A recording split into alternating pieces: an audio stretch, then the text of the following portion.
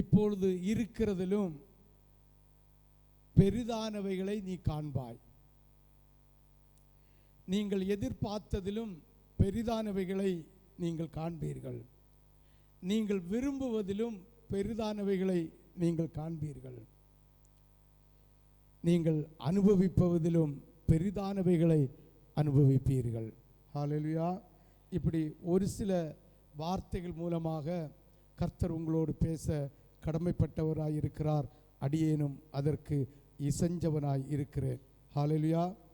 யோவான் எழுதின சுவிசேஷம் 1வது அதிகாரம் 50வது வசனத்தை ஒரு விசை வாசிக்க கேட்போம். இயேசு அவனுக்கு பிரதியுத்தரமாக, அத்தி மரத்தின் கீழே உன்னை கண்டேன் என்று சொன்னதினாலேயா விசுவாசிக்கிறாய்? இதிலும் பெரிதானவைகளை காண்பாய் என்றார். ஹல்லேலூயா, ஹல்லேலூயா, ஹல்லேலூயா. வாசிக்க கேட்போம். 45 51 வரை வேகம் வேகமாக போக வேண்டும். பிலிப்பு நாத்தான்வேலை கண்டு நியாயப்பிரமாணத்திலே, அதாவது பிலிப் என்கிற ஒரு தேவ மனுஷன் நாத்தான்வேல் என்கிற ஒரு மனுஷனை கண்டு, நீ வா, மோசேயினுடைய பிரமாணத்திலும் நியாய பிரமாணத்திலே சொல்லப்பட்டிருக்கிற மோசேயினுடைய பிரமாணத்திலும் தீர்க்கதரிசியினுடைய எழுதியிருக்கிறவர்களை நாங்கள் கண்டோம். அவன் யோசேப்பின் குமாரனும் நாசரேத் ஊரானாகிய நசரேன் இல்லையா, இயேசுவே என்றான். நாசரேத் ஊரானாகிய இயேசுவே என்றான். ஹல்லேலூயா. இன்னைக்கு ஜனங்கள் குதர்க்கமாக கேட்கிறது போல, நாத்தான்வேலுக்கு தெரிகிறது இயேசு ஒருவர் வருவார், அவர் சகல ஜனங்களுடைய பாவத்தை மன்னிப்பார், நியாய பிரமாணத்தில் இருக்கிற மோசேயுடைய கற்பனையில் இருக்கு, ஆகமங்களில் இருக்கு, அதே போல தீர்க்கதரிசிகள் உரைத்த வார்த்தையும் இருக்கிறது என்று நம்பினான். ஆனால் இயேசு வந்த இடம் அவனுக்கு பிடிக்கல. இயேசு வந்த இடம் பிடிக்கல. அடுத்த வசனத்தை வாசிங்க. நாத்தான்வேல், நாசரேத்திலிருந்து யாதொரு நன்மை உண்டாகுமோ என்று பிலிப்பிடம் கேட்கிறான். ஆனால் நாசரேத்து ஒரு ஒதுக்கப்பட்ட இடம், புறக்கணிக்கப்பட்ட இடம், அது ஒரு தாழ்த்தப்பட்ட இடம். ஜனங்கள் எல்லாம் அந்த இடத்தை அருவருப்பாக வைத்த இடத்துல தான் இயேசு பிறந்திருக்கிறார். ஆமென், ஹல்லேலூயா. நாசரேத்து ஊரில் தான் இயேசு இணைஞ்சாரு, பிறந்திருக்கிறார். அப்போ இப்படி ஒரு நன்மை, பெரிய நன்மை இல்லையா? இயேசு வருகிறார் என்றால் பாவிகளின் பாவத்தை மீட்டெடுப்பதற்காக, பாவத்தை தீர்த்து ரட்சிப்பதற்காக, மனுகுலத்தை பரலோகத்தில் கொண்டு சேர்ப்பதற்காக பெரிய ஒரு தீர்க்கதரிசியாய், பெரிய ஒரு அப்போஸ்தலனாய், பெரிய ஒரு மேய்ப்பனாய், பெரிய ஒரு சுவிசேஷகனாய், பெரிய ஒரு போதகனாய், ஒரே குணத்தை, எல்லா குணத்தையும் ஒரே குணத்தை ஏற்றுக்கொண்டு இயேசு ஒருவர் நசரேத்திலிருந்து வர முடியுமோ என்கிற சிந்தனையோடு நாத்தான்வேல் கேட்கிறான். அதற்கு பிலிப்பு சொன்னான், வந்து வா. ஆமென், ஹல்லேலூயா. பிலிப்பு உடனே பதில் சொன்னா.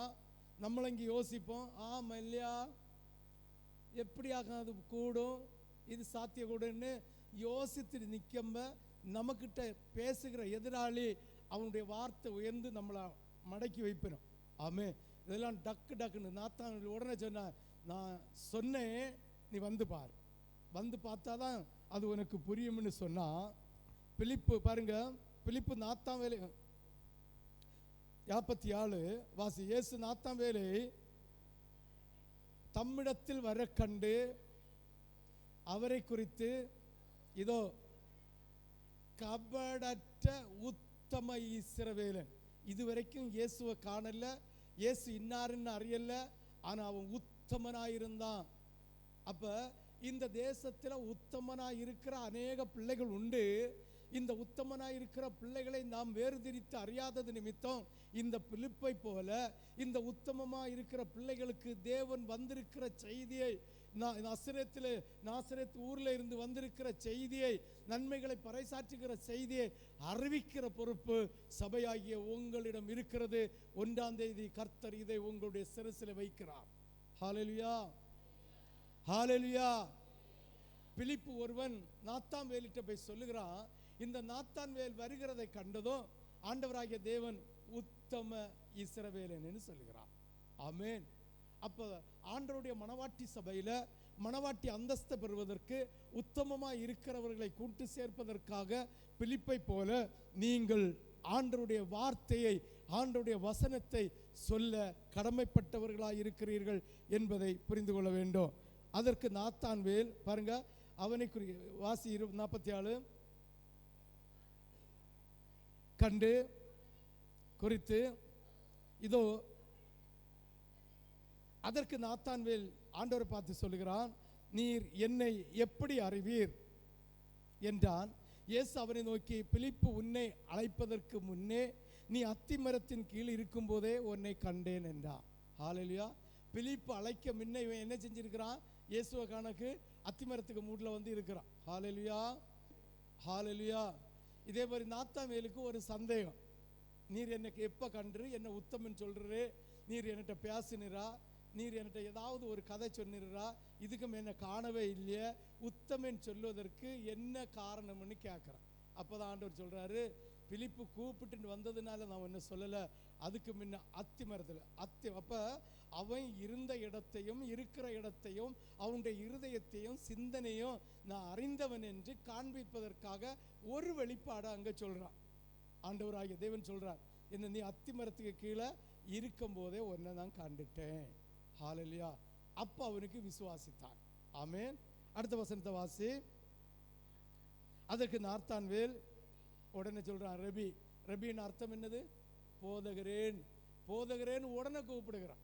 ஹல்லேலூயா. ஆனா அத்திமரத்தில் வந்திருந்ததை கர்த்தர் காணல, ஒன்றும் செய்யல. இதை சொல்றாருன்னா ஒரு போதகர்னால் தான் இதை செய்ய முடியும் என்பதை அறிந்து ரபி என்று கூப்பிடுகிறான். வாசிங்க. ரபி, நீ தேவனுடைய குமாரன், நீ இஸ்ரவேலின் ராஜா என்றான். பிரீதித்திரமாக அத்திமரத்தின் கீழே அதுக்கு முன்ன அதற்கு நாத்தான்வேல் நீர் அதற்கு நாத்தான்வேல், ரபி, நீர் தேவனுடைய குமாரன், நீர் இஸ்ரவேலின் ராஜா என்றான். இயேசு அவனுக்கு பிரதித்திரமாக, வாசி, கண்டேன் என்று நான் உனக்கு சொன்னதினாலேயா விசுவாசிக்கிறாய்? இதிலும் பெரிய காரியத்தை செய்வான். இந்த இடத்தை நல்லா புரிஞ்சுக்கணும். ஆண்டவர் உங்களை கண்டு அழைத்து கொண்டு வந்ததே ஆச்சரியமான ஒரு கொஸ்டின் தான். ஆமென். ஆச்சரியமான ஒரு காரியம். அந்த கடத்து கொண்டு வந்து அந்த ஒரு சில அடையாளங்களையும் அற்புதங்களையும் ஆண்டவர் செய்தது பெரிய ஒரு அடையாளம். இதனாலேயே என்னை விசுவாசிக்கிற இல்லை, இதிலும் பெரிய காரியத்தை உனக்கு செய்ய போறேன்னு சொல்றார். ஆமென். 51வது வசனத்தை வாசி.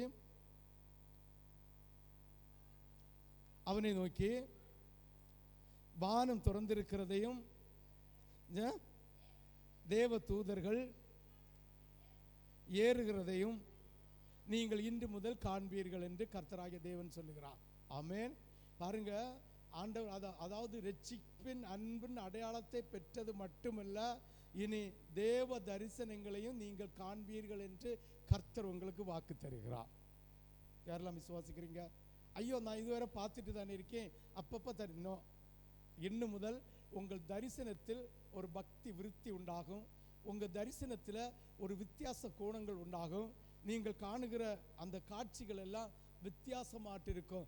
தேவ தூதர்கள் இறங்குகிறதையும் ஏறுகிறதையும் இன்னும் முதல் நீங்கள் காண்பீர்கள் என்று ஆண்டவராகிய தேவன் வாக்கு தருகிறார். விசுவாசிக்கிறவங்க மட்டும் ஒரு அல்லேலூயா சொல்லலாமே. ஆமென். இது நாத்தான்வேலுக்கு கர்த்தர் கொடுத்த ஆசீர்வாதம். இன்னைக்கு நமக்கு கர்த்தர் தந்திருக்கிறார். ஹல்லேலூயா, ஹல்லேலூயா. இதை பெற்றுக்கொள்ள வேண்டும் என்று சொல்லுகிறவர்கள் மட்டும் 2 கரங்களையும் வானத்துக்கு நேராக உசத்தி 3 அல்லேலூயா சொல்லலாமே.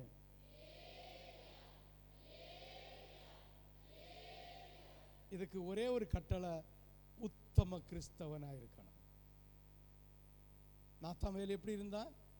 உத்தம கிறிஸ்தவனாக இருந்தான்.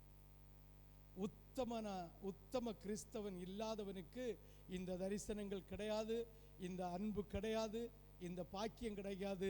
அந்த ரட்சிப்பின் மகிமையோடு நின்று போகும். ஹல்லேலூயா. நாத்தான் வேலை என்னன்னு கொடுப்புகிறா? கபடற்ற உத்தம.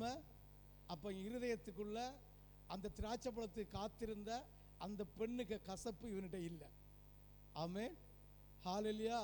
அதான் கபடற்ற, கசப்பில்லாத ஒரு பறவை உண்டு. அதுக்கு பேர் என்னது? யார் சொன்னது? அவ அறுத்து தின்னிருக்கான். ஆமென். இல்லையா? சரி, பிராயரிச்சு சாப்பிடலாம், தப்பு இல்லை. ஆமென். கபடற்ற, அது கசப்பில்லாத புறாவுக்கு கபடற்ற புறாவேன்னு அர்த்தம். ஆமென். ஹல்லேலூயா. அப்ப கபடற்ற உத்தம கிறிஸ்தவனே, இஸ்ரவேலே என்று கூப்பிட்டார். உன்னை கூப்பிடக்கு நீ பாக்கியந்தானா? ஹல்லேலூயா. இனி ஒரு 2 பாயிண்ட் முடியாம டைம் இருந்தா 3 பாயிண்ட் தருவேன். ஹல்லேலூயா. ஹல்லேலூயா. நீங்கள் எதிர்பார்த்ததிலும் பெரிதானவைகளை காண்பீர்கள். எதிர்பார்க்கிறதை விட. நீங்கள் ஒருவேளை எனக்கு கடன் ஒரு 10 லட்சம் இருக்கு, இதை தீக்கணும் அப்பான்னு கேட்டிருப்பீங்க. இல்லைங்க ஒரு அடையாளம் அற்புதத்தை கேட்டிருப்பீங்க, இல்லைங்க ஒரு வரங்களை கேட்டிருப்பீங்க, இல்லை உன்னதத்தின் ஆசீர்வாதத்தை ஏதாவது ஒன்று கேட்டிருப்பீர்கள். நீங்கள் கேட்டது மட்டுமல்ல, அதற்கு அதிகமாகவும் கர்த்தர் தர சித்தமிட்டு இருக்கிறார்.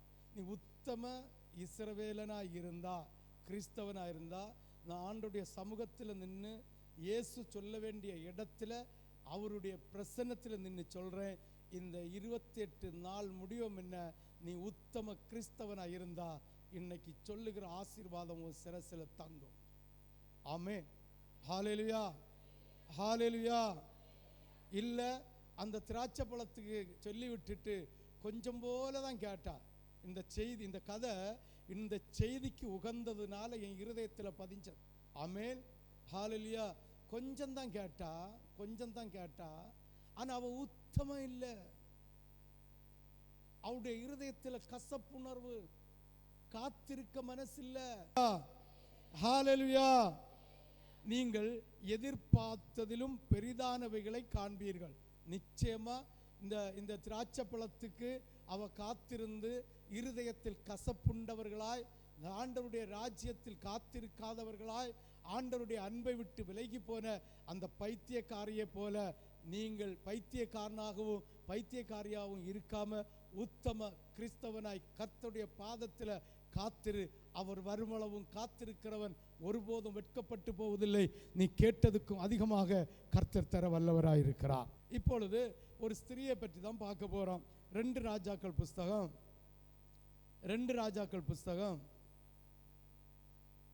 8வது அதிகாரம். 2 ராஜாக்கள் 8வது அதிகாரம் 1 முதல் 6 வரை வாசிக்கணும். நல்லா புரிஞ்சுக்கணும். இது வாக்குத்தத்த ஆராதனை. பாஸ்டர் ரொம்ப ஸ்லோவாக போகிறேன், ஆண்டவர் ஸ்லோவாக நடத்தியார், ஸ்லோவாக போகிறேன். புரிஞ்சா ஆசீர்வாதம் உங்கள் சிரசில் தங்கும், புரியலைங்கி தங்காது. அதுக்கு தான் ஒரு நிமிஷம் இதுவரைக்கும் செய்த தவறுகளை மன்னிப்பு கேட்கக்காக ஒரு 30-60 செகண்ட் தந்தோம். அதை மன்னிப்பு கேட்டிருப்பீங்கன்னு நான் கர்த்தருக்குள் விசுவாசிக்கிறேன். உத்தம கிறிஸ்தவனாக இருந்தால் இன்னைக்கு சொல்கிற ஆசீர்வாதம் எல்லாம் ஆண்டவருடைய பிள்ளைகளுக்கு கொடுத்த அதே ஆசீர்வாதத்தையும் அதை விட பெரிய ஆசீர்வாதத்தையும் தரப்போகிறார். ஆமென். ஹல்லேலூயா. ஹல்லேலூயா. ஹல்லேலூயா. 1 - 6 வரை வாசிப்போம். எலிசா தான் உயிர்ப்பித்த பிள்ளையின் தாயாகிய ஸ்திரியை நோக்கி, நீ உன் வீட்டாரோடு கூட எழும்பி புறப்பட்டு போய் எங்கேயாவது போய் சஞ்சரி, கர்த்தர் பஞ்சத்தை வருவிப்பார். நல்லா புரிஞ்சுலுங்க. எலிசாவுடைய கையினால ஆசீர்வாதத்தை பெற்ற இந்த ஸ்திரியை பார்த்து எலிசா சொல்லுகிறார், தேவன் இந்த தேசத்தில் பஞ்சத்தை உண்டாக்க போகிறார், பஞ்சத்தை உண்டாக்க போகிறார். அதனால நீ எழும்பி இந்த தேசத்துக்கு போன்னு சொல்லல, இந்த தேசத்தை விட்டு கடந்து எங்கேயாவது போய் உன்னுடைய உயிரை பிடிச்சு பாதுகாத்து கொள்ளுன்னு சொல்றான். கேப்பியலா? எலிசாவுக்காக கட்டி கொடுத்த மேல்வரை இருக்குது, வீடு இருக்கு, நிலபுலங்கள் கிடக்குது, ஒரு குறையும் இல்லை, எல்லா ஆசீர்வாதமும் இருக்கு. இப்போ எலிசா சொல்றான், ஸ்திரியே நீ எழும்பி ஏதாவது ஒரு தேசத்தில் போய் 7 வருஷம் உன்னை பாதுகாத்துக்கொள், ஏனென்றால் இந்த தேசத்தில் என்ன வரப்போகுது, பஞ்சம் வரப்போகுதுன்னு சொல்றான். கேப்பீங்களா? ஒரு வருஷம் சைக்கிள் வச்சப்படான்னு சொன்னதுக்கு எத்தனை இருதயத்தில் ஏன் இந்த பாஸ்டர் இப்படி சொல்லி போட்டார், ஒரு வருஷம் சைக்கிள்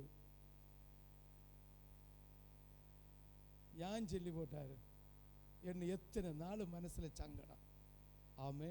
அப்போ 7 வருஷம் நீ கட்டின வீடையும் தந்திருக்கிற நிலம்பலங்களையும் விட்டுட்டு உன் பிள்ளையை தூக்கிட்டு ஏதாவது ஒரு தேசத்தில் போய், கன்னியாகுமரின்னு வச்சுக்கலாமே, கன்னியாகுமரியை விட்டு ஏதாவது ஒரு தேசத்தில் போய் பஞ்சம் பிழைத்துக்கொள் என்று சொன்னா போவியலா? இப்படி எந்த பிள்ளைகிட்ட பாருங்க, அந்த பஞ்சம் வருவதற்கு அந்த தேசத்தில் எத்தனையோ குடிகள் இருந்து எல்லாத்தையும் போய் சொல்லல.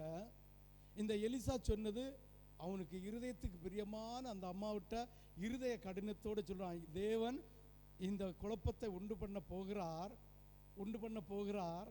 2வது வசனத்தை வாசி. அந்த ஸ்திரீ எழுந்து தேவனுடைய மனுஷன் எதை சொன்னானோ அந்த வார்த்தையின்படி செய்து தன்னுடைய வீட்டாரோடு கூட புறப்பட்டு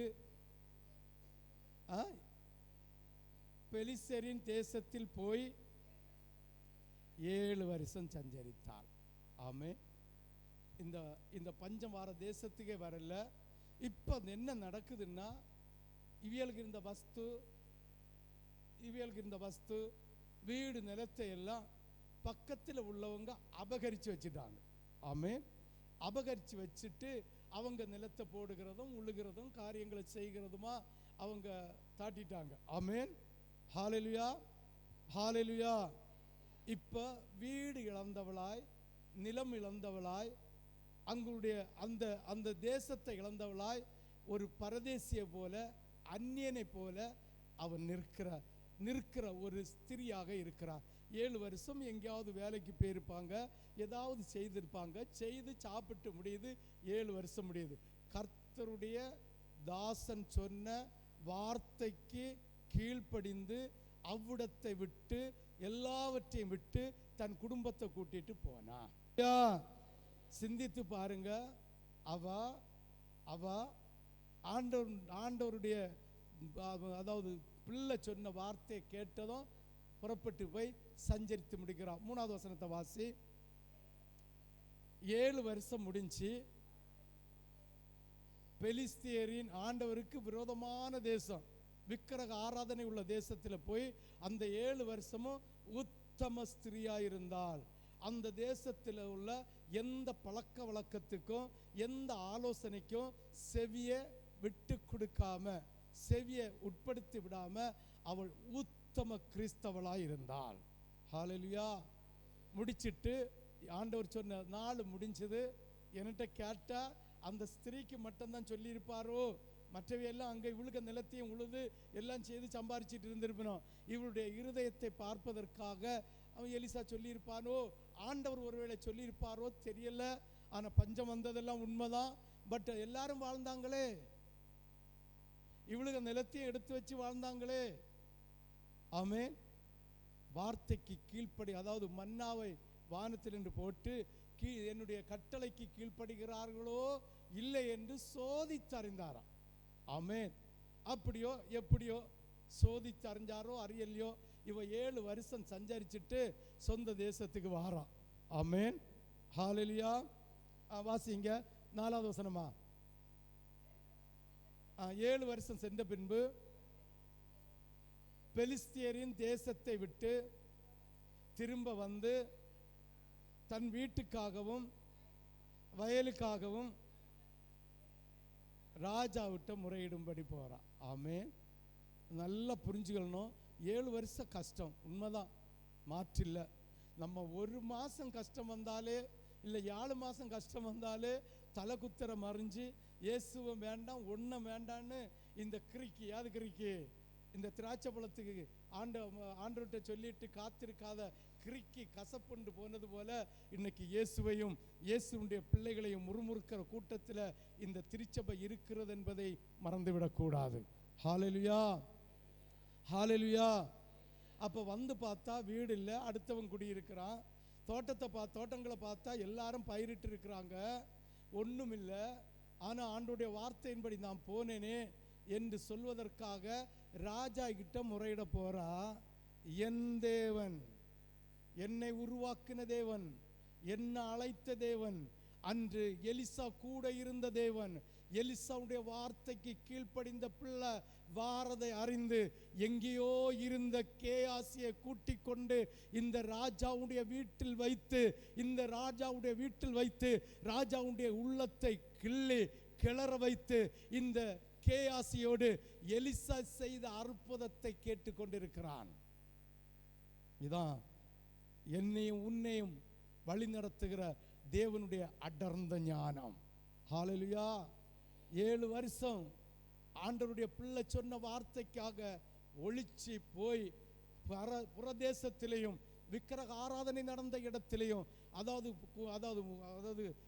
குதர்க்கமாக நடக்கிற மத மார்க்கத்திலையும் பங்கு இல்லாம உத்தம இஸ்ரவேலராய் இருந்து, உத்தம கிறிஸ்தவளாய் இருந்து, ஆண்டவர் சொன்ன நாள் முடிந்து அவள் திரும்பி சொந்த தேசத்துக்கு வருகிறார். ஐயோ, ஒன்றுமே காணவில்லை, எல்லாமே மற்றவர்கள் அபகரித்து போட்டு விட்டார்கள் என்று சொல்வதற்காக ராஜாவிடத்தில் போகிறார். இந்த இருதயங்களையும் உள்ளந்திரியங்களையும் அறிந்த கர்த்தராகிய தெய்வம் ராஜாவுடைய இருதயத்திலே பேசி கேயாசை அழைப்பித்து எலிசா செய்த அற்புதத்தை கேட்டுக்கொண்டிருக்கிற அந்த நாளிகையிலே, அந்த நேரத்திலே இந்த ஸ்திரியை கர்த்தராகிய தேவன் ராஜாவிடத்தில் கூட்டி சேர்க்கிறார். சிந்திச்சு பாருங்கள். அவ குடிச்ச வெள்ளத்திலே நினைச்சிருக்க மாட்டா. அவ நினைச்சிட்டு வந்தது ஒன்னே ஒன்று, அந்த நிலம் கிடைச்சிட்டாலே போதும், அந்த வீடு தங்க கிடைச்சிட்டாலே போதும், வேற ஒண்ணுமே வேண்டாம். ராஜாட்ட முறையிட்டு பார்ப்போம். அன்னைக்கு ஆண்டவருடைய வார்த்தைக்கு கீழ்ப்படிஞ்சேன், தேவ மனுஷன் சொன்ன வார்த்தைக்கு கீழ்ப்படிஞ்சேன், எனக்கு நிச்சயமா என் தேவன் உதவி செய்வார் என்கிற உத்தம இருதயத்தோடு இருந்தா கசப்பு ஒருபோதும் வந்ததில்லை. பிள்ளை இறந்தப்ப கூட எலிசாட்ட கேட்டா, ஏன் இப்படி செய்தி, நான் என்ன தப்பு செய்தேன், உங்கள்கிட்ட பிள்ளைய கேட்டனோ, நான் சுகமாதானே வாழ்ந்துட்டு இருந்தேன், நீர் தானே தந்துட்டு ஏன் இப்படி கொல்லுக்கு இடம் கொடுத்தீர்னு கேட்டா. ஒருபோதும் அவனை குற்றம் சொல்லல, குறை சொல்லல. இன்னும் பிள்ளைய எலிசா தங்கி இருக்கிற அந்த மேல் வீட்டு அறையில அவன் படுத்து இருக்கிற கட்டில கொண்டு வச்சிட்டு யாருகிட்ட நம்ம என்ன சொல்லுவோம் தெரியுமா, போற வார வழியில 100 பேர்கிட்ட சொல்லும், என் பிள்ளை செத்து போச்சு, ஆண்டவர் தந்த பிள்ளை செத்து போச்சுன்னு ஆண்டவருடைய நாமத்தை வீணில வழங்கிட்டே தெரியும். ஒரு ஆசீர்வாதம் குறப்பட்டுட்டு ஒரு ஆசீர்வாதம் நம்ம விட்டு போயிட்டோன்னா ஊரில் உள்ள 4 பேர் அறியாமல் இருக்கவே மாட்டாங்க. தேவனுடைய நாமம் வீணில வழங்கும்படி எந்த ஒரு காரியத்தை நீ செய்தாலும் கர்த்தர் உன்னை தண்டியாமல் விடமாட்டார் என்கிறதையும் நம்ம மறந்து போயிடுவோம், விட்டு போயிடுவோம். சிந்திச்சு பாருங்கள், யோசித்து பாருங்கள். கர்த்தராகிய தெய்வம் ஜீவனுள்ள தெய்வம். ஆமென். இப்போ இந்த எலிசா சொன்ன வார்த்தையின்படி அவ எனக்கு நிலம், அதாவது வேலை செய்து சாப்பிடக்கு நிலமும் தங்க வீடு மட்டும் கிடைச்சா போதுன்னு, அதுவும் கிடைக்குமோ சந்தேகம். ஆனாலும் கர்த்தர் சொன்ன வார்த்தைக்கு நான் கீழ்ப்படிஞ்சு போன இடத்துல எந்த ஒரு விக்கிரகத்துக்கும் எந்த ஒரு உபத்திரவத்திற்கும் என்னுடைய செவியை சாய்க்காமல் இருதயத்தை விட்டு கொடுக்காமல் உத்தம கிறிஸ்தவளாய் வந்திருக்கிறேன் என்கிற தைரியத்தோடு கர்த்தர் எனக்கு செய்வார்னு ராஜாட்ட போற நேரத்தில் இவள் என்னுடைய பிள்ளை வருவா என்று ஆண்டவர் அறிந்திருந்தது நிமித்தம் அந்த ராஜாவுடைய இருதயத்தில் தூண்டப்பட்டவனா இந்த கேயாசி அழைத்து எலிசா செய்த அற்புதத்தை விவரித்து கொண்டிருக்கிறான். இவள் போகிறாள், இவன் காண்கிறான், இதோ அந்த ஸ்திரீ வந்து விட்டாள் என்று சொல்லுகிறார். வாசிக்க கேட்போம். அந்நேரத்தில் ராஜா வேலைக்காரனாய் இருந்த பேசி அதிசயங்களை எல்லாம் சொல்லு என்று கேட்டா என்பதை அறிவிக்கும் போது அந்த தாய் இதோ வந்து நிற்கிறாள் என்று சொன்னார். இதுதான் ஆண்டோடைய வார்த்தைக்கு கீழ்ப்படுகிற ஒரு சிறு காலம் அவளுக்கு கஷ்டம்தான். ஒரு சின்ன காலம் நாடியில் கை கொடுக்க சின்ன காலம் அவளுக்கு கஷ்டம்தான். 7 வருஷம் பஞ்சம் வருகிறது நிமித்தம் அந்த உபத்திரவத்தை விடுபடுவதற்காக சிரியா தேசத்துக்கு போனா. ஆனா அங்கிருந்த விக்கிரக ஆராதனைக்கு செவி சாய்க்கல.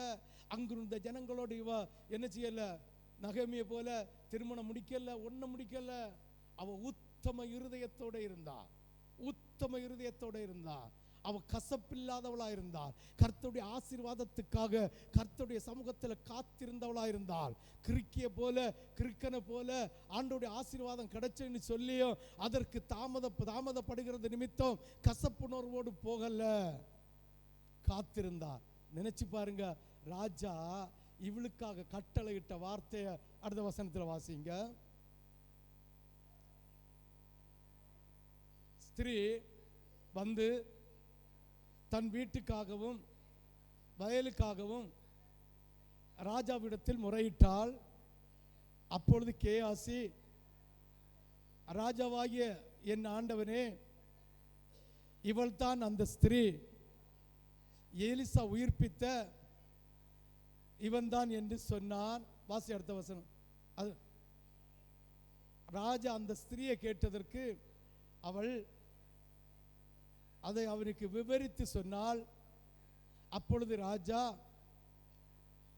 பிரதானிய நல்லா புரிஞ்சுக்கணும், ஆண்டுடைய வார்த்தையை கேட்டு ஒரு சிறுகாலம் பஞ்சத்திலேயோ உபத்திரவமோ வியாகுலமோ கஷ்டமோ வந்தாலும் ராஜா ஆண்டவருடைய வார்த்தைக்கு உத்தமனாயிருந்தால் உனக்காக தனி அதிகாரிகளை கர்த்தர் நியமித்து உன்னுடைய ஆசீர்வாதத்தில் ஒன்று கூட இழந்து போகாதபடிக்கு 7 வருஷமும் அந்த நிலத்தில் பயிரிட்ட ஆசீர்வாதமும் இப்பொழுது நிற்கிற பயிரும் அந்த நிலத்தையும் இவளுக்கு வாங்கி கொடு, ஒன்றாகிலும் குறைபடக்கூடாது என்று ராஜா கட்டளையிடுகிறான்.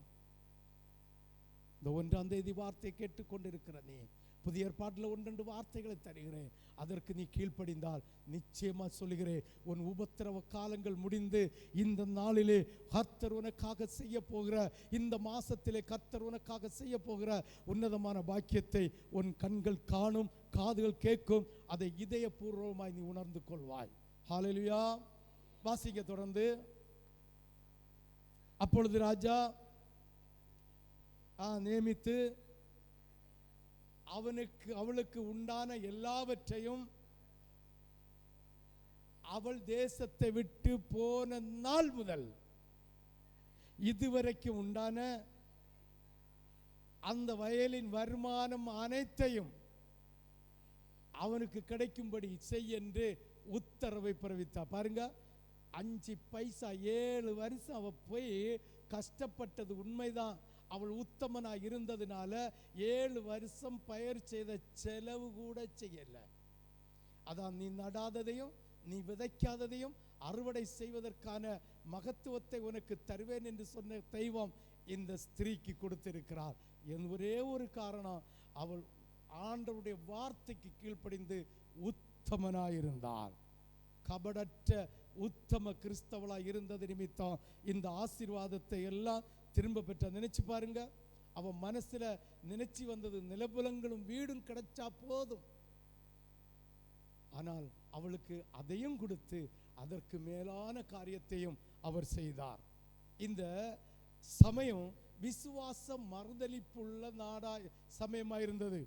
அந்த தேசத்தில் இந்த ஸ்திரீக்கு கட்டளை கொடுத்ததும், இந்த ஸ்திரீ கட்டளை ஏற்றுக்கொண்டதும், ஆண்டவருடைய உபதேசத்தை எலிசா தீர்க்கதரிசி ஆண்டவருடைய வார்த்தையை தேசத்தில் பறைசாற்றும் போதும் அதை ஏற்றுக்கொண்டு விசுவாசத்தில் இருக்க முடியாமல் விசுவாச மறுதலிப்பாய் இருந்த காலகட்டத்தில் இந்த ஸ்திரீ, ஹல்லேலூயா, விசுவாச மறுதலிப்பு நடந்த அக்காலத்தில் அவள் விசுவாசத்தில் உறுதியாகவும் தீர்க்கதரிசிக்கு உண்மையாகவும் இருந்தபடியால் அவளுடைய இக்கட்டு நேரத்தில் அவளுக்கு கர்த்தர் உதவி செய்தார். ஆமென், ஹல்லேலூயா. சிந்திச்சு பாருங்க. அப்ப ஆண்டவருடைய வார்த்தைக்கு கீழ்ப்படிந்து, ஆண்டவருடைய வசனத்துக்கு செவி சாய்த்து, ஆண்டவருடைய வார்த்தையின்படி எந்த தேசத்துக்கு போக சொன்னாலும், எந்த காரியத்தை சொன்னாலும் அதற்கு கீழ்ப்படிந்து, முறுமுறுப்பு இல்லாமல், இதய கசப்பில்லாமல், உத்தம கபடற்ற உத்தம கிறிஸ்தவனாய் இருந்தால், ஹல்லேலூயா, இருந்தால் நிச்சயமாகவே நிச்சயமாகவே நிச்சயமாகவே கர்த்தர் உன் இக்கட்டு காலத்தில் உதவி செய்ய வல்லவராயிருக்கிறார். விசுவாசிக்கிறவர்கள் 2 கரங்களையும் உசத்தி 5 அல்லேலூயா சொல்லலாமே.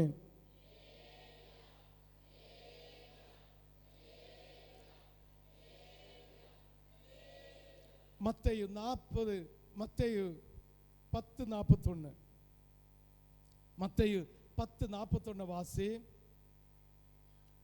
தீர்க்கதரிசியின் நாமத்து நிமித்தம் தீர்க்கதரிசியை ஏற்றுக்கொள்ளுகிறவன் தீர்க்கதரிசிக்கு ஏற்ற பலனை அடைவான்.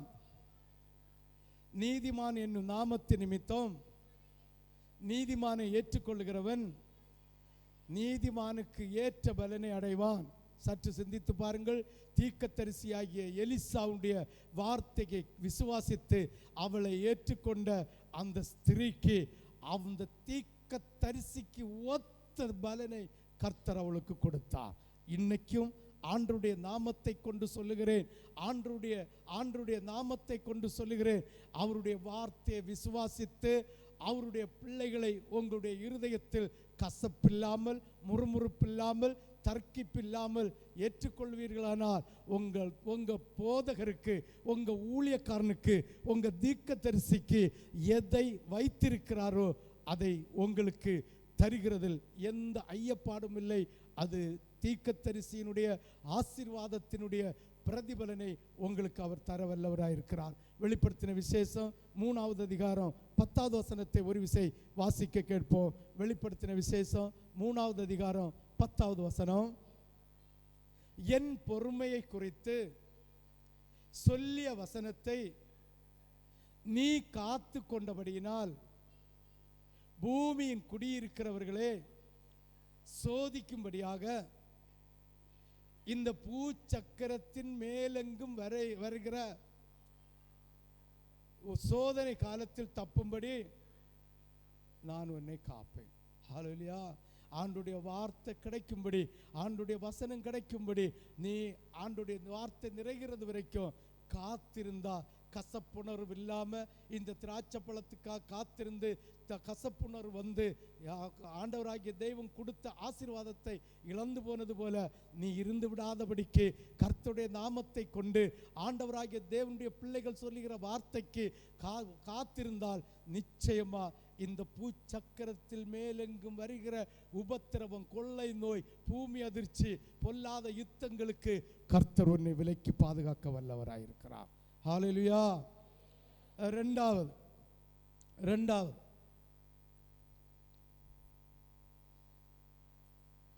நீங்கள் விரும்புவதிலும் பெரிதானவைகளை காண்பீர்கள். ஆமென், ஹல்லேலூயா.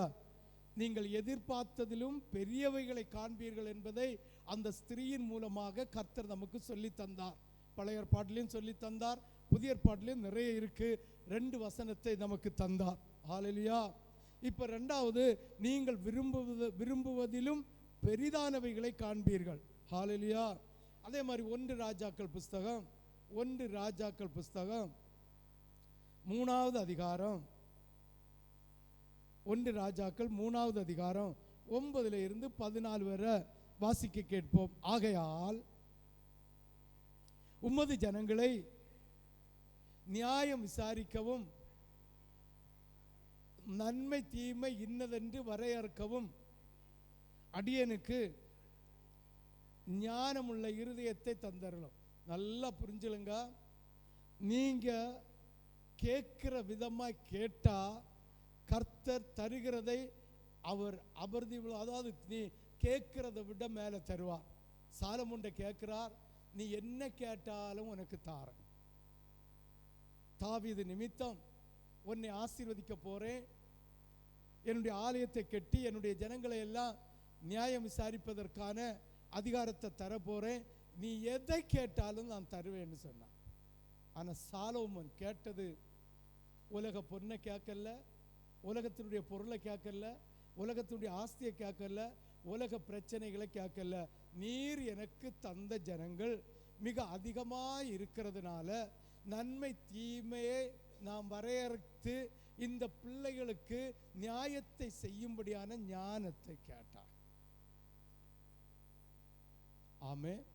அப்ப நம்ம விரும்புகிறதிலும் அதிகமாக தருவேன் என்று சொன்ன தெய்வம் இந்த சாலோமோன் கேட்டதுக்கு அதிகமாக கொடுத்தார். ஆமேன், ஹல்லேலூயா. சற்று சிந்தித்து பாருங்கள். ஆண்டவருடைய வார்த்தையை கேட்ட இந்த சாலோமோன், ஐயோ நீர் தந்திருக்கிற ஜனங்கள் பெருசா இருக்கிறது, இதை நியாயம் தீர்ப்பதற்கேற்ற அறிவு என்கிட்ட இல்லை, அதனுடைய புத்தி என்கிட்ட இல்லை, அந்த ஞானம் என்கிட்ட இல்லை, எனக்கு நீங்க அதை தந்தாலே போதும். ஆமேன். வாசி அடுத்த வசனம் 10. சாலோமோன் இந்த காரியத்தை கேட்டதில் நலமாயிருந்தது. ஆமென். இன்னைக்கு நம்ம என்ன கேட்போம் தெரியுமா? ஆண்டவரே கடன் பிரச்சனை தாருக்கு பணத்தை தாருங்க, இல்லைங்க எனக்கு பிள்ளைகளை நடத்துக்கு படிச்ச வச்சுக்கு பணத்தை தாருங்க. எல்லாம் பணம் பணம் பணம் பணம் பணம் பணம் பணம். வீடு வச்சக்கு சொத்தை தாங்க, வீடு வச்சக்கு பணத்தை தாங்க, இல்லை அதை வச்சக்கு இதை வச்சக்கு, அதுக்கு எல்லாம் பணம் பணம் பணம் பணம் பணம் பணம் பணம். ஒருத்தன் சொன்னா செத்த பிரேதத்துக்கிட்ட பணத்தை கொண்டு காட்டினா அது கை நீட்டுமா? ஆமென், ஆமென். பண ஆசை எல்லா தீமைக்கும் வேறு. அப்போ உங்களுடைய விண்ணப்பம் மேலானவைகளாக இருந்தால் உங்களுடைய விண்ணப்பத்துக்கு கர்த்தர் செவி சாய்ப்பாரா, செவி சாய்க்க மாட்டாரா?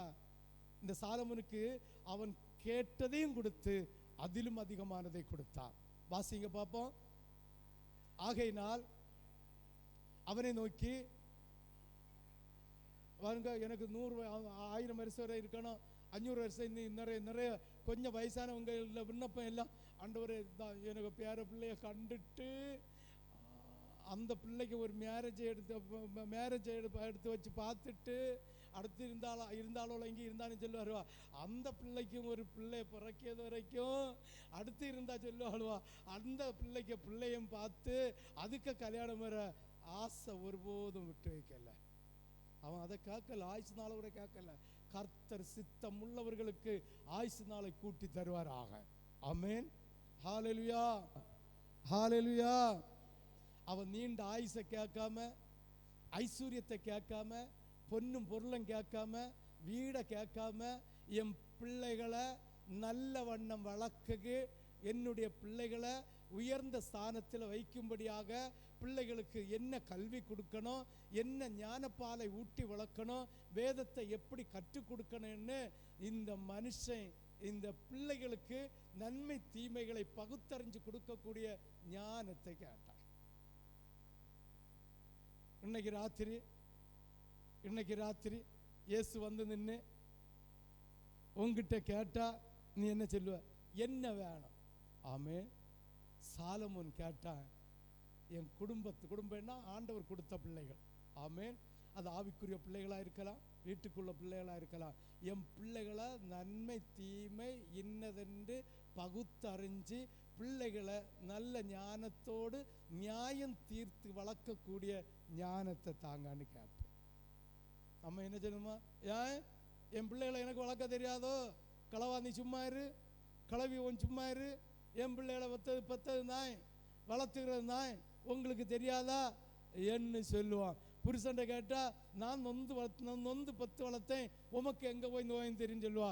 புருஷன் கேட்டா அப்ப மனைவிட்ட சொல்லுவா, நான் ஆயத்துல சம்பாரிச்சு பிள்ளைய வளர்க்கிறேன்னு. ஆனா ஆவிக்குரிய வாழ்க்கையில பிள்ளைகளை வளர்க்க தவறிக்கொண்டிருக்கிற பெற்றோர்கள் இந்த சபையில் இருக்கிறீர்கள். ஆமென். ஹல்லேலூயா, ஹல்லேலூயா, ஹல்லேலூயா, ஹல்லேலூயா, ஹல்லேலூயா, ஹல்லேலூயா, ஹல்லேலூயா. யாருக்கெல்லாம் புரியுது? புரிஞ்சவங்க எல்லாம் ஒரு அல்லேலூயா சொல்லலாமே. தொடர்ந்து வாசி. 14வது வசனம் வரை. 11 வாசி. அவனை நோக்கி, நீண்ட ஆயுசை கேளாமலும் இந்த உலகத்தில் பணத்தை கேளாமலும், அதாவது நமக்கு எதிரி நாசமா போட்டுன்னு கேட்காமலும் இந்த நல்ல காரியத்தை கேட்டதினால் நியாயம் விசாரிப்பதற்கு ஏற்ற ஞானத்தையும் நீ வேண்டிக் கொண்டபடியினால் உன் வார்த்தையின்படி செய்தேன். ஞானமும் உணர்வுள்ள இருதயத்தையும் உனக்கு தந்தேன். இதற்கு உனக்கு சரியானவன் இருந்ததும் இல்லை. அப்ப யாருக்கெல்லாம் இந்த சாலமோனுடைய ஞானம் வேணும்? 13. இதுவும் அன்றி நீ கேளாத ஐஸ்வர்யத்தையும் உனக்கு தந்தேன். உன் நாட்களில் இருக்கிற ராஜாக்களில் சரியானவன் இருப்பதில்லை என்று பாருங்க. உன்னதத்தின் ஞானத்தின் ஆசீர்வாதத்தை கேட்டான், உலகத்தின் ஆசீர்வாதத்தையும் கொடுத்தான். ஆமென். இது நம்ம என்ன செய்வோம் தெரியுமா? முழங்கால் போட்டோன்னா, ஆண்டவரே என் குடும்பத்தை, என் பிள்ளைகளை, என் மனைவியை, என் புருஷனை பாதுகாத்து நான் நடத்தும்படியான ஞானத்தை கேட்க மாட்டோம். எடுத்த உடனே ஆண்டவரே, இயேசுவே, என்னுடைய நகை ஆண்டவரே இருக்கிறது, ஆண்டவரே இது அது லேலத்தில் போகாதபடிக்கு தடுத்து நிறுத்த வேண்டும் ஆண்டவரே. ஆண்டவரே, என் பிள்ளையை நான் MBBS படிச்சு விட்டிருக்கிறேன் ஆண்டவரே, மெரிட்டில் விடல ஆண்டவரே, 50 லட்சம் ரூபாய் கட்டி விட்டிருக்கிறேன் ஆண்டவரே, அவங்களுடைய பீஸை முடங்காமல் கட்டும்படிக்கு ஆண்டவர் நடத்துவீராக இயேசுவே.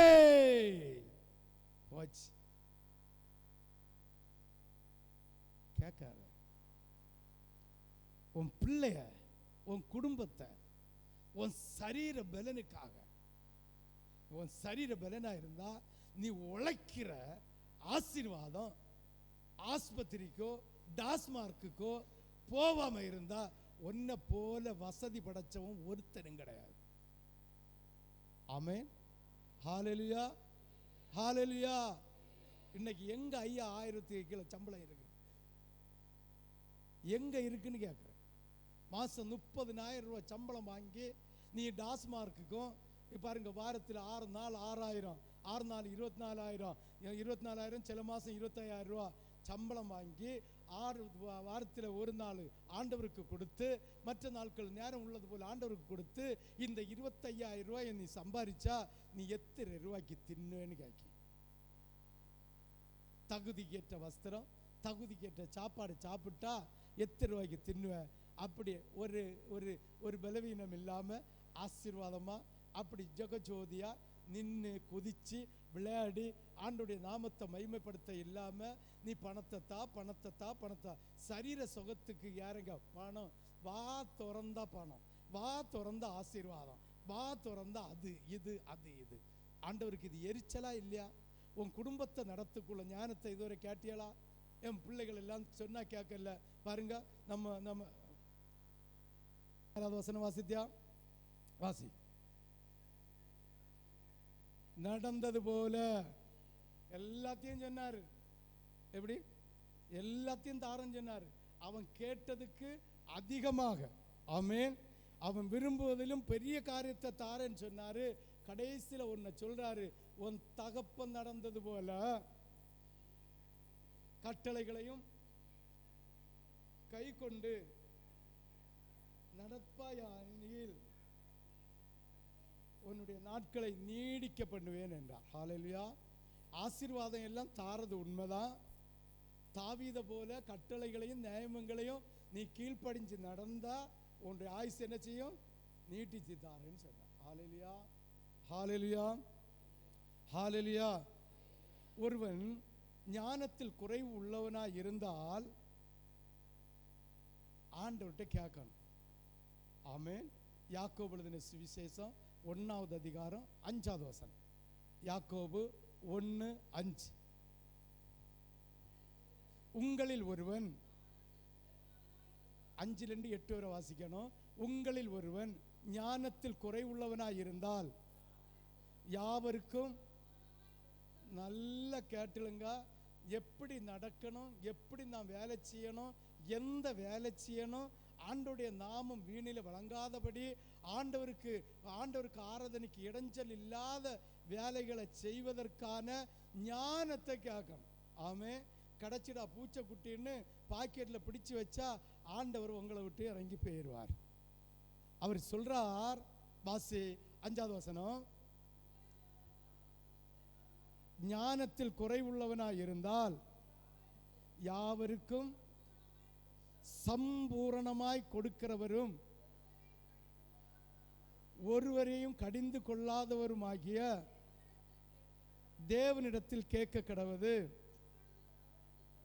அப்பொழுது அவனுக்கு கொடுக்கப்படும். 6வது வசனம், ஆனாலும் சந்தேகப்படாம, ஆண்டவர் உனக்கு பரிபூர்ண ஞானத்தை தர சாலோமோனுக்கு கொடுத்த ஞானத்தை விட அதிக ஞானத்தை, அதே ஞானம் இல்லை, அதிக ஞானத்தை உங்களுக்கு தர வல்லவராக இருக்கிறார். விசுவாசிக்கிறீங்களா?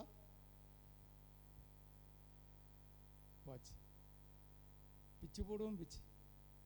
அவன் அப்படி அல்ல, உன்னுடைய அளவுக்கு தகுந்த உன் குடும்பத்தை பாதுகாக்கக்கூடிய பரிபூரணமான ஞானத்தை தர அவர் வல்லவராக இருக்கிறார். நீ செய்ய வேண்டியது 6வது வசனத்தை வாசி. ஆனாலும் இது என்ன சந்தேகம், ஒரே சந்தேகம். ஆமென். இயேசு கிட்ட ஒரே சந்தேகம், ஊழியக்காரன்ட்ட ஒரே சந்தேகம். ஊழியக்காரன் என்ன செய்கிறான், ஊழியக்காரன் என்ன பேசுகிறான், ஊழியக்காரன் என்னதான் மட்டும்தான் பேசுகிறான், அவங்களுக்கெல்லாம் நல்ல ஆசீர்வாதம் கொடுக்குறான், அவங்க வீட்டுக்கெல்லாம் போகிறான். சந்தேகப்படா. இயேசு விட்ட நீ ஒன்று கேட்டா சந்தேகப்படாது. சாலமோன் கேட்டான், இவனுக்கு என்ன வேணும் கேட்டோன்னா, சாலமோன் கேட்டான், எனக்கு இந்த ஜனங்களை எல்லாம் வரையறுக்கக்கூடிய ஞானத்தை தாங்கன்னு. இதை தருவாருன்னு விசுவாசித்தான். ஏனென்றால் தகப்பனை வழி நடத்தின தெய்வம் என்ன ஆயத்தப்படுத்தி இருக்கிறார், என்ன கரம் பிடித்து இருக்கிறார், அதை செய்வார் என்று விசுவாசித்தான். எல்லாளவும் சந்தேகப்படாமலும் விசுவாசத்தோட கேட்கணும். சந்தேகப்படுகிறவன் அலைஞ்சிட்டு தான் தெரியுங்க. இயேசுக்கு வார்த்தையில, இயேசு தந்த உபதேசத்தில், இயேசு தருகிற சத்தியத்தில், இயேசுக்கு வாக்கு தத்தத்தில் நீ சந்தேகம் ஒன்று வந்துட்டா, இது எங்கே நமக்கு கிடைக்கும், நான் பாவம் செஞ்சிருக்கேன், நான் அக்கிரமம் செஞ்சிருக்கேன் என்று சொல்லி எங்கே எனக்கு கிடைக்கேன்னு எப்போ சந்தேகப்படுதியோ, நீ காற்றினால் பதறடிக்கப்பட்ட பதரை போல இருப்பாய். வாசி. படுகிறவன் காற்றினால் அடிபட்டு அலைகிற கடலின் அலைக்கு ஒப்பா இருப்பான். அடுத்த வசனம் 7. அப்படிப்பட்ட மனுஷன் ஆண்டவரிடத்தில் ஏதாவது ஒன்று கேட்டு பெற்றுக்கொள்ளலாம் என்று நினைக்காத. ஆண்டவர்கிட்ட ஆண்டவர் ஆயத்தப்படுத்தி வச்சிருக்கிற உனக்கு ஊழியக்காரனுடைய வாயிலிருந்து வருகிற தேவ வார்த்தைக்கு, வேதத்தில் உள்ள வசனத்திற்கு நீ விசுவாசிக்காம இருந்தா ஆண்டவர்கிட்ட இருந்து ஒரு சுக்கு சுக்கு சுக்கு சுக்கு, இஞ்சி இல்லை சுக்கு கிடைச்சேன்னு எதிர்பார்க்காத. எத்தனை யாழ் முடிஞ்சா 8 வாசி. இரு மனம் உள்ளவன் வழிகளில் எல்லாம் நிலையற்றவனாக இருக்கிறான். நிலையே இருக்காது. ஒரே ஒரு பரானம், அது செஞ்சா கிடைச்சுமோ, இது செஞ்சா கிடைச்சுமோ, அது போனா கொள்ளாமோ, இது போனா கொள்ளாமோ, ஆண்டோடைய நாமம் எப்படி போனாலும் பிரச்சனை இல்லை என்று சிந்திக்கிற கூட்டங்களாய் இருக்காதீர்கள். லூக்கா எழுதின சுவிசேஷம் 12வது அதிகாரம் 31வது வசனம். லூக்கா 12:31. ஆண்டவருடைய ராஜ்யத்தை தேடுங்கள், அப்பொழுது இந்த உலகத்தில் உள்ளதெல்லாம் கூட தருவார். ஆமே ஆமே. உனக்கு சுய இச்சைக்கான சுய சிந்தனையான வார்த்தைகளை கேட்காமல் நீ ஆண்டவருடைய நாமம் மகிமைப்படுவதற்காக மேலானவைகளை கேளு. கர்த்தர் இந்த பூமிக்குரிய ஆசீர்வாதத்தையும் கூட தருவார். இதுதான் இந்த மாசத்தினுடைய தள்ளுபடி ஆஃபர். ஒன்றெடுத்தா ஒன்று ஃப்ரீ சொல்றாங்க இல்ல, அதே போல இந்த மாசத்தினுடைய ஆஃபர் ஆசீர்வாதம். நீ மேலானவைகளை தேடினார் பூமியில் உள்ள ஆசீர்வாதத்தை உனக்கு செழிப்பா தருவார். ஹல்லேலூயா. நீதிமொழிகள் புஸ்தகம்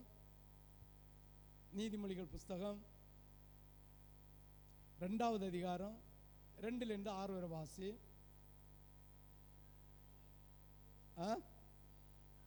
நீ என் வார்த்தைகளை ஏற்றுக்கொண்டு